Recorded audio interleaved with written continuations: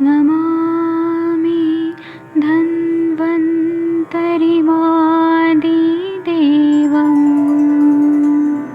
सुरासुरैर्वन्दितपादपद्मं लोके जरामृत्युनाशं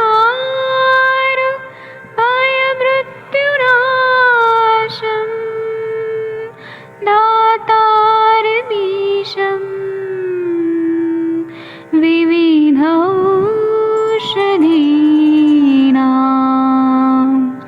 शङ्खं चक्रं जलौकां दधतं मृतघटं चारुतोर्भिश्चतुर्भिः सूक्ष्मस्वच्छादिरुद्यं शुकपरिविलसन् मौलिमं भोजनेत्रम् कालाम्बोदोज्ज्वलाङ्गं कटितटविलसत्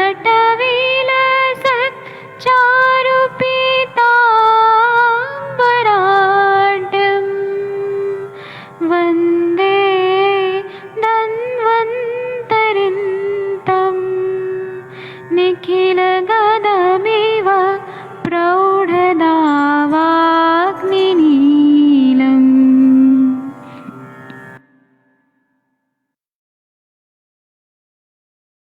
नमस्कार, आप सभी को प्रातःकालीन इस अष्टांग हृदय चिकित्सा स्थान के सत्र में स्वागत है।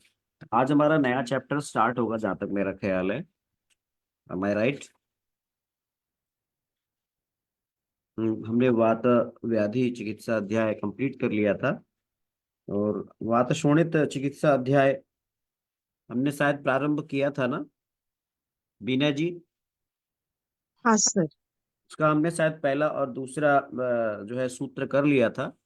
हाँ और शायद हमें आज तीसरा सूत्र करना है शायद। हाँ सर, तीसरा है। चलिए मैं शेयर करता हूँ इसको, तीसरे सूत्र को। एक मिनट। तीसरा सूत्र है अंग ग्लानो तुंदश्राव्यम रुक्षे वातोत्तरे चयत। यहाँ बताया गया है कि अंग शोष होने पर अथवा शरीर में अत्यधिक कृशता होने पर आप जो है वो रक्त अवशेषण ना करें, ये बताया है यहाँ पर। मैं इसको एक बार शेयर कर देता हूँ।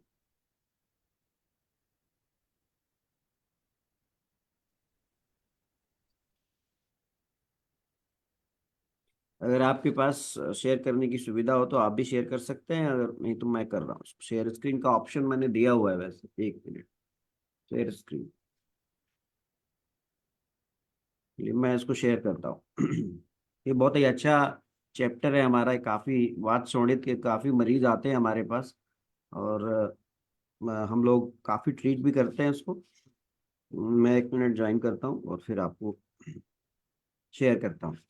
तो ये कहते हैं अंग ग्लानो तुनश्राव्यम रुक्षे वातोत्तर चयत। अंग शोष होने पर अ, यानी कि कृशता होने पर रक्त का अवशेषण ना करें, ये यहाँ पर कहा गया है। और रुक्ष व्यक्ति में वात की प्रधानता होने पर भी रक्त मोक्षण नहीं करना चाहिए, अपितु वात की चिकित्सा करनी चाहिए, ये बताया गया है। तो यहाँ पर हमें इसको एक मिनट, 1 2 3 4 5 मैं शेयर कर रहा हूँ इसको। पासवर्ड नहीं ले रहा। 1 2 3 4 5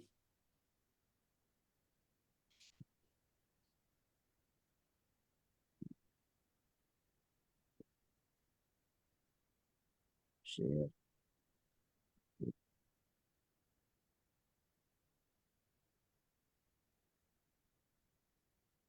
आपके पास ये दिख रहा होगा अब ये तीसरा सूत्र। तो ये तीसरा सूत्र मैंने पढ़ दिया है। इसकी टीका टीका अगर आपके पास हो तो आप पढ़ दीजिए। मीना मैडम जी, है आपके पास टीका इसकी? किसके पास है? मनीषा जी आपके नहीं है पास सर। टीका है किसी के पास? वंदना मैडम जी नमस्कार। अगर किसी के पास इसकी टीका हो तो वो पढ़ सकते हैं। अंग ग्लानौ तुनश्राव्यम रुक्षे वातोत्तरे चयत। अंग शोष होने पर, शरीर में कृशता होने पर रक्त अवशेषण ना करें। रुक्ष व्यक्ति में वात की प्रधानता होने पर भी रक्त मोक्षण नहीं करना चाहिए, अपितु वात की चिकित्सा करनी चाहिए। यदि आपके पास टीका है तो आप पढ़ सकते हैं, नहीं तो फिर हम आगे बढ़ते हैं जी।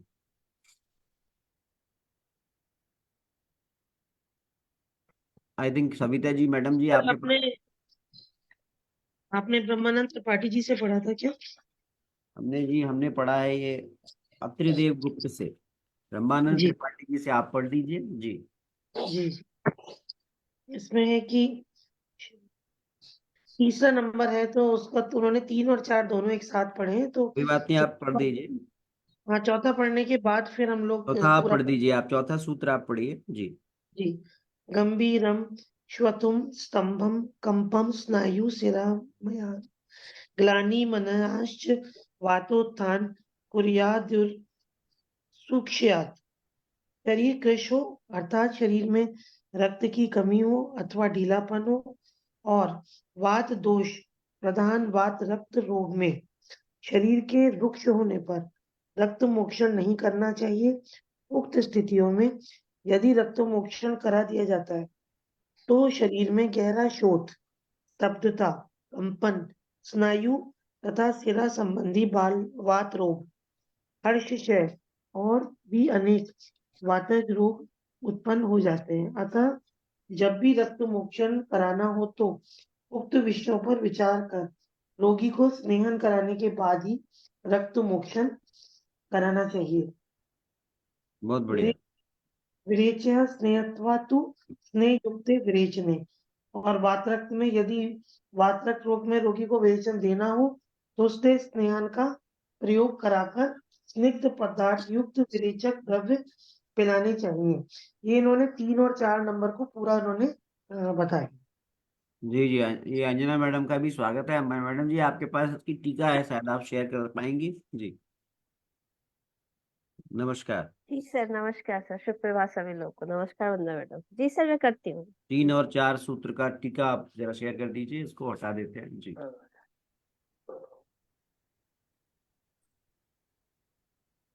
तो यानी कि जैसा अभी पढ़ा मैडम ने, कि अभी जैसा पढ़ा कि यदि वात रक्त का वात शोणित का रोगी, पहले हमने पढ़ा था कि वात रक्त रोगी, जो हमारा ये 22वां चैप्टर है, इस चैप्टर में हमने पढ़ा कि वात शोणितेनो रक्तम स्निग्धस्य बहुसो हरे अल्पा अल्पम पालयन वायु यथा दोषम यथा बलम।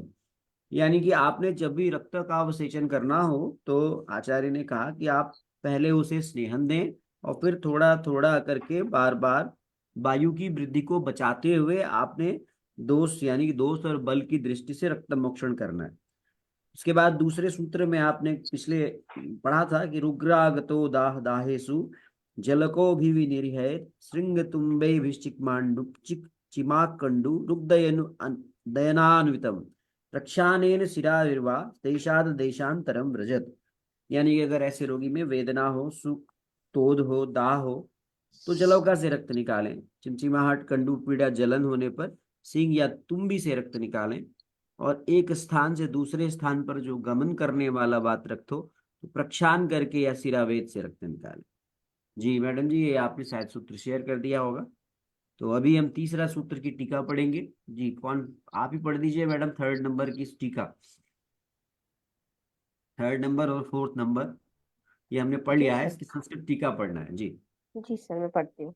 जी सर, उन्होंने बताया है कि अंग गिलानो तु सत्याम न श्राव्यम स्यात् तथा रुक्षे वातोत्रे च यद रक्तम तदापि न श्राव्यम। रुक्षे सति वात चिकित्सितम सेवेत ननु कस्माद् रक्तस्रावो न विधीयते इत्याह वायुर असृक्त क्षयाद गंभीर शोफादीनाम कुर्यात्। तो जैसे मैडम ने अभी पढ़ा था कि अगर अंग गिलानी है या जैसे कहते हैं कि शरीर क्रश है, तो अगर शरीर क्रश है, अंग गिलानी है, तब हमें क्या करना है कि उसमें जैसे अभी बात, कल भी बात हो रही थी, परसों डिस्कस कर रहे थे कि हमें जहाँ गिलाने गिलाने की बात आती है, क्रशता की बात आती है, तो जैसे अभी पांडु रोग की भी बात कर सकते हैं, क्योंकि पांडु रोग में भी एक लक्षण आया है अंग गिलानी का। तो वहाँ क्या होता है, वहां पे वात दोष जो होता है वो प्रकोपित हो जाता है। ये रुक्षता के कारण जो होता है, वात वात जो होता है वो अधिक अधिक जहाँ रुक्षता है या अधिक वात की ज्यादा प्रधानता है, कि वात रक्त की हम बात कर रहे हैं, तो इसलिए वहां पर रुक्ष होने के कारण रक्त मोक्षण नहीं करना चाहिए।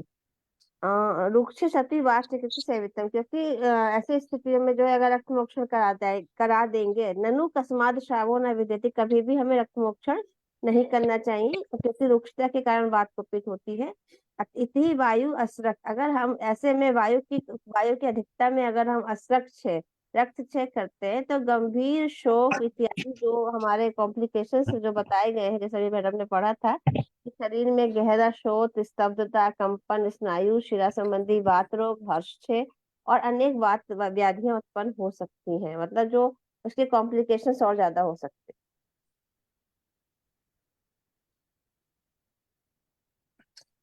Thank you ma'am.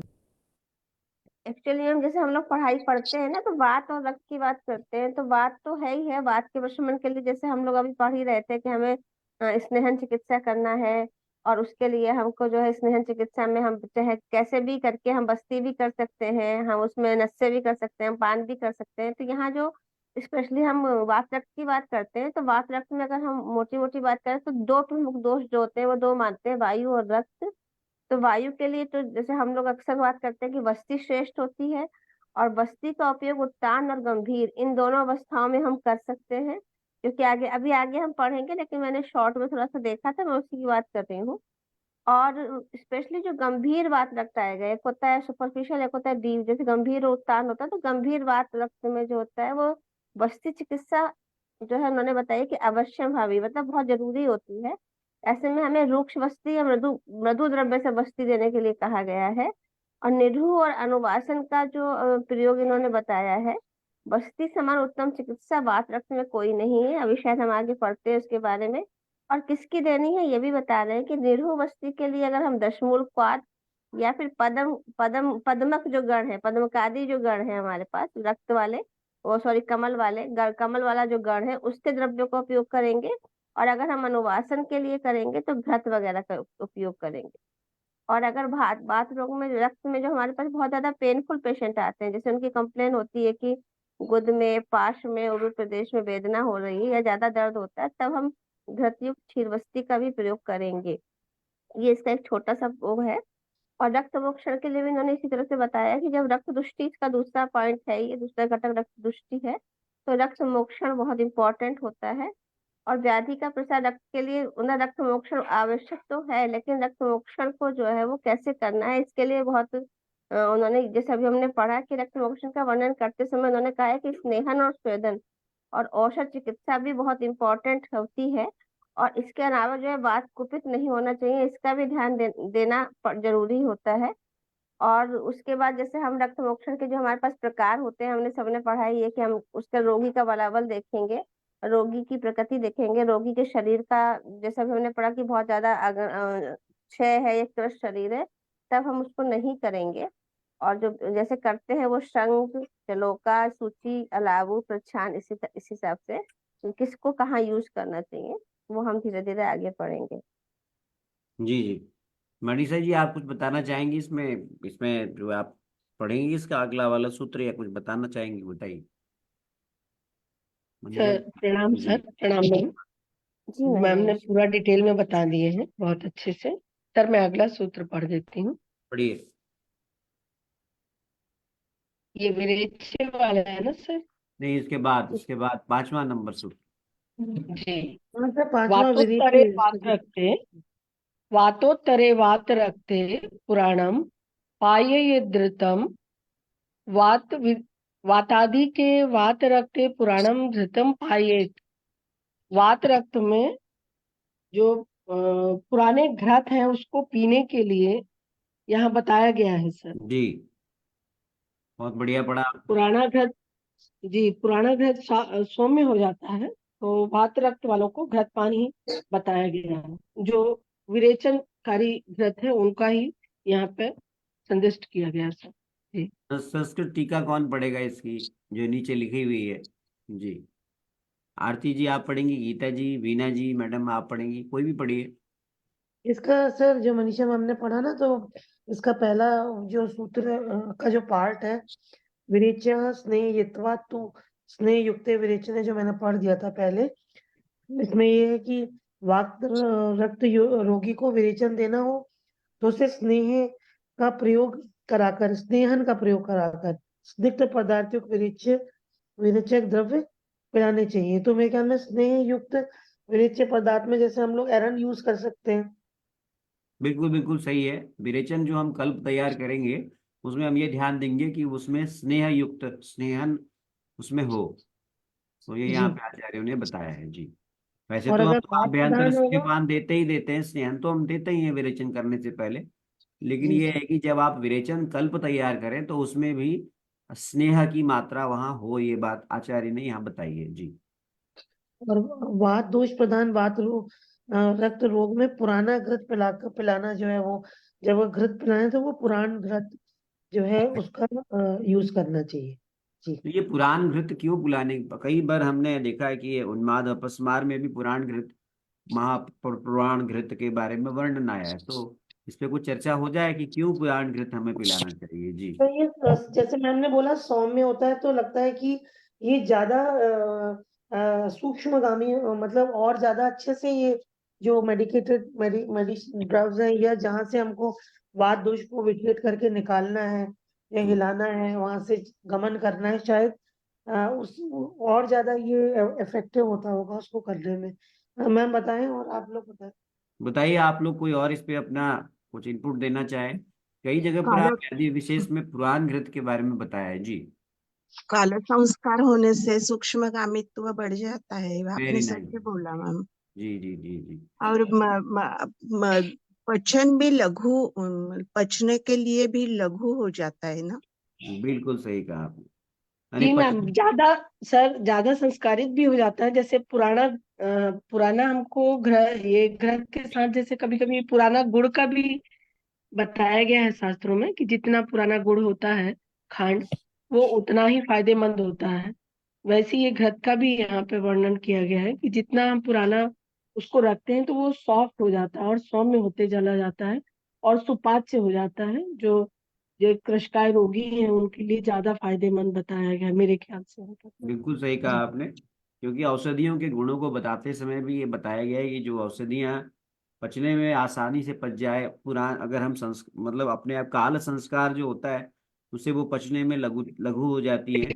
स्वाद भी उनका ठीक ठाक हो जाता है और प्रेरण करके व्याधि का नष्ट करने की क्वालिटीज उनमें डेवलप हो जाती है।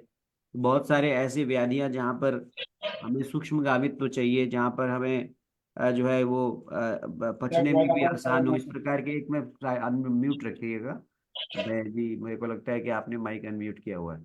तो इस प्रकार की कंडीशंस में हमें इस प्रकार से ऐसी व्याधियों में पुराण घृत के प्रयोग को बताया गया है। क्योंकि यहाँ पर अभी देखें तो ये बात शोणित जो है वो भी कुछ इसी प्रकार का व्याधि है। तो यहाँ पर भी चॉइस हम जो है वो कम से कम, यहाँ पे आचार्य ने लिखा है कि 10 साल पुराना घी अगर हो तो बेहतर है। और वाताधिक्त वात रक्त में कम से कम इसका तो ध्यान रखना ही है। जो अभी आपने 5वां सूत्र पढ़ा कि वातोत्तरे वात रक्ते पुराणम पायेद घृतम, यानी कि वाताधिक जो वात रक्त है उसमें आप पुराण घृत का प्रयोग करें। और किसी को कुछ बताना हो तो बता सकते हैं, नहीं तो फिर छठा सूत्र, 7वां 6ठा सूत्र करेंगे जी। Hello Savita sir. Madam ji, बोलिए बोलिए मैम। जी सूरज जुंघारे जी कुछ पूछ रहे हैं। ये हमारे सबसे जब नए एकदम फ्रेशर स्टूडेंट है 3rd ईयर में। बोलिए जुंघारे साहब, कुछ आप बताना चाहते हैं जी। सर, मैंने भी मतलब ये डिस्कस किया था, मतलब जिन वैद्य के पास मैं सीखने जाता हूँ। हम्म। पर इसको मतलब अभी रखेंगे पुरान ग्रुप स्टोर करके तो 10 साल बाद भी मतलब प्रैक्टिस में यूज में आ सकता है ना वो अच्छे से। बिल्कुल आ सकता है, बिल्कुल आ सकता है। सर, पर ये घृत मतलब प्रिजर्व करके कैसे रखें, मतलब पात्र कैसा हो और कंडीशंस कैसी हो उसके लिए कुछ बता सकते हैं क्या आप, मतलब इसके बारे में? ये प्रेजर्वेटिव तो डालने डालने का कोई मतलब नहीं होता है।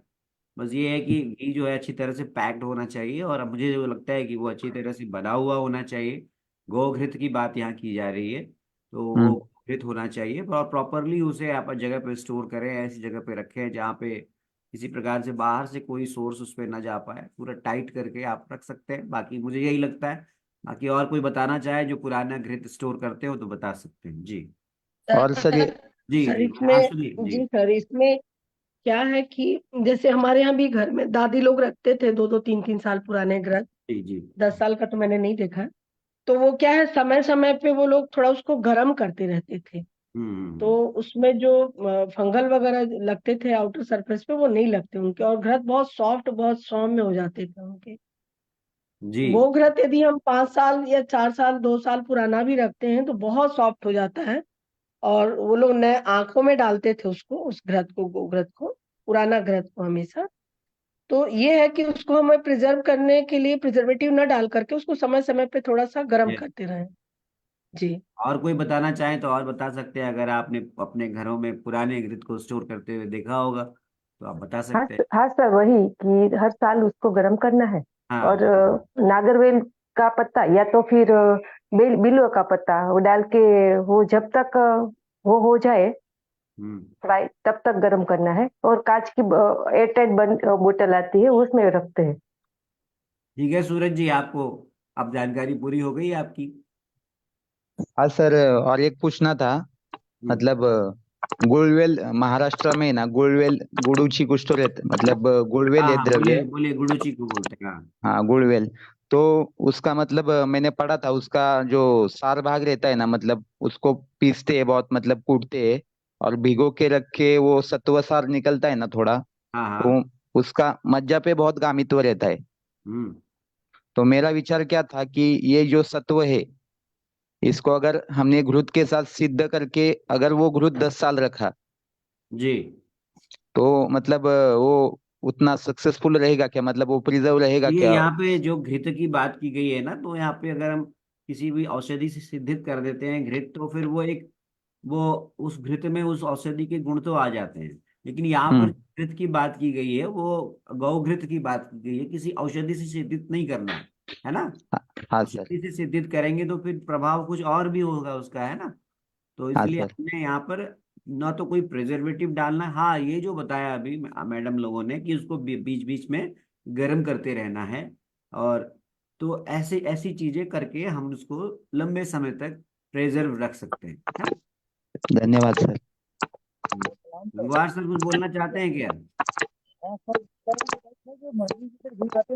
आवाज नहीं आ रही सर आपकी, थोड़ा माइक माइक सामने लाइए आप। हाँ अभी आ रही है, हाँ। नहीं आ रही आवाज, नहीं आ रही, कुछ समझ में नहीं आ रहा क्या बोल रहे हैं आप। चलिए कोई बात नहीं। तो यानी कि अभी बहुत अच्छी चर्चा हो गई, सूरज जंघारे जी ने पुराण नृत्य के बारे में पूछा और उत्तर मिला। अब हम इसके छठे सूत्र को, चलिए आप ही पढ़िए जरा, जंघारे साहब छठा सूत्र पढ़िए, आप तो सबसे यंग हैं। सर पढ़ता हूँ अभी। श्रावणी शिरकाकोली शिलिनी जीवके समय सिद्धम सरशमके सर्पी सक्षीरम वात रक्तानुत। ठीक बात। श्रावणी क्षीर काकोली क्षीरिणी जीव कह समय सिद्धम ससर्बकैः सर्पी स क्षीरम वात रक्तनुत, ऐसा पढ़िएगा, ठीक है। जहाँ पे, श्रावणी। हाँ जहाँ पे वो अनुस्वार है, जहाँ पे, हाँ वो सभी चीजों का भी थोड़ा ध्यान रखना है ना, चंद्र बिंदु है, जहाँ पे हलंत है। चलिए पढ़िए दोबारा। श्रावणी शिरकाकोली शिलिनी जीवके समय सिद्धम सरशम के सर्पी सशीरम वात रक्त अनुत। बहुत बढ़िया, आप जरा अर्थ बताइए इसका। सर अर्थ भी। तोड़ तोड़ के पढ़िए ना, तोड़ तोड़ के। श्रावणी क्षीर काकोली, क्या कह रहे हैं, श्रावणी क्षीर काकोली, क्षीरिणी का अर्थ होता है दूधी, दूधी जानते हैं दूधी। हाँ दूधी जानते हैं सर। हाँ दूधी का छोटा छोटा प्लांट होता है, आई थिंक उसको यूफोरबिया हिरता बोलते हैं, जहां तक अगर मैं गलत नहीं हूं तो। फिर जी जीवक, सर। ये शायद क्योंकि मुझे अब थोड़ा थोड़ा मेमोरी शॉर्ट टर्म, नहीं नहीं, याद है सर आपको। रिकॉलिंग रिकॉलिंग कम हो गई है। तो जीविके हैं समय, इनको आपको कहते हैं कि इनको जो है वो आपने जो है ये सभी को समान मात्रा में लेकर, फिर कहते हैं सिद्धम ससर्पकैः, ससर्पकैः सर्पी, कहते हैं कि इनको आपने क्षीर के साथ में सिद्ध किया हुआ घृत लेना है, और वो घृत जो है वो वात रक्तनुत, वात शोणित को नष्ट करता है, ऐसा बताया है। देखिए ना, पढ़ दिया मैंने अर्थ सूरज जुंगारी जी। मैं कौन सा संस्कृत का विद्वान हूँ जी। हाँ सर। आप भी पढ़ सकते हैं, ठीक है। चलिए जी, अभी इसकी टीका पे मैडम जी जरा चर्चा करेंगे। अंजना मैडम जी, जरा टीका पढ़ दीजिए आप। जी सर। सर जैसे अभी बात चल रही थी ना, हम लोग घृत की और उसकी बात कर ही रहे थे कि जी जी क्योंकि जी। हमें, हाँ, पित्त यहाँ पे अगर हम, क्योंकि रक्त की दृष्टि का मतलब होता है हम लोग पित्त की दृष्टि से लेते हैं, और पित्त के लिए विरेचन बहुत ही उपयुक्त माना गया है।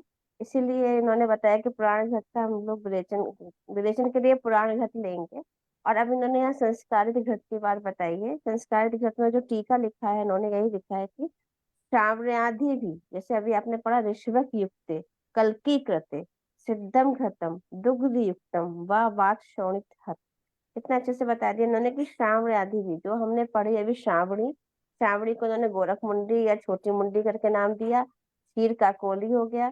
इसके बाद क्षीरणी, जैसे आपने कहा दुग्धिका या दुग्धी। इसके अलावा जीविके, जीविके में अगर हम चाहें तो जीवक और ऋष्वक दोनों ले सकते हैं, क्योंकि इन्होंने जीविके बोल दिया। और इन्होंने समय भी बोला कि सम मात्रा में ले लिया।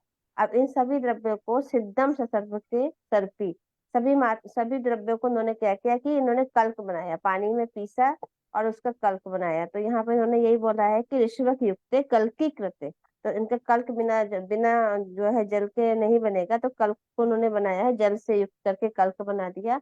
और फिर इन्होंने क्या, कल्की कृते सिद्धम घृतम दुग्ध युक्तम। और इस कल्क से इन्होंने क्या किया कि जो बता रहे हैं कि घृत और दूध, इनका उनको मिला के उसको सिद्ध किया। कल्की कृत्य सिद्धम घृतम दुग्ध युक्तम व वात शोणितम। तो एक जैसे हम लोग जनरली क्या करते हैं, कल्क बनाएंगे, कल्क बना के फिर उसमें क्या करेंगे कि उसको गाय का दूध लेंगे, उससे पाक करेंगे, और फिर उसके बाद उसमें घृत मिलाएंगे और संस्कारित करेंगे। तो वही जो विधि है घृत बनाने की, वहां पे हमने पूरी तरह से इसको यूज करेंगे और उसको छान के रख लेंगे। और ये जो घृत है वो वात रक्त रोग के लिए बहुत लाभकारी होगा। बहुत बढ़िया, मैडम ने बहुत अच्छा पढ़ा। अब हमारा यहाँ पर आई थिंक समय भी समाप्त हो रहा है, तो हम अगला जो सूत्र है, सातवां, आठवां, आठवां और नौवां, उसको हम कल करें। तो आज जो है मैडम बीना जी, आप समापन या मैडम का बढ़िया बढ़िया अपना एक बढ़िया सा वंदना कर दीजिए। हाँ सर, करती हूँ। भगवद गीता का 15वां अध्याय है, उसमें का छठा सूत्र है। न तद्भासयते सूर्यो न शशांको न पावकः यद्गत्वा न निवर्तन्ते तद्धाम परमं मम। इसका अर्थ, श्री कृष्ण जी ऐसे बोल रहे हैं, मेरा जो परम धाम है, उस परम धाम में सूर्य, चंद्र, अग्नि और विद्युत का तेज नहीं है, प्रकाशित नहीं है वो विद्युत से या चंद्र सूर्य से। मेरे परम धाम में मेरा जो भक्त है, वो सब छोड़ के मुझे जब शरण आता है, तो वो इस भौतिक जगत में फिर वापिस नहीं आता। यही श्लोक का अर्थ है sir. Thank you ma'am, thank you. बहुत बढ़िया, बहुत बढ़िया। आप सबका दिन शुभ हो, आप सबको प्रणाम, नमस्कार। मिलते हैं प्रणाम। फिर से अष्टांग हृदय के इस प्रातःकालीन सत्र में। बहुत बहुत धन्यवाद।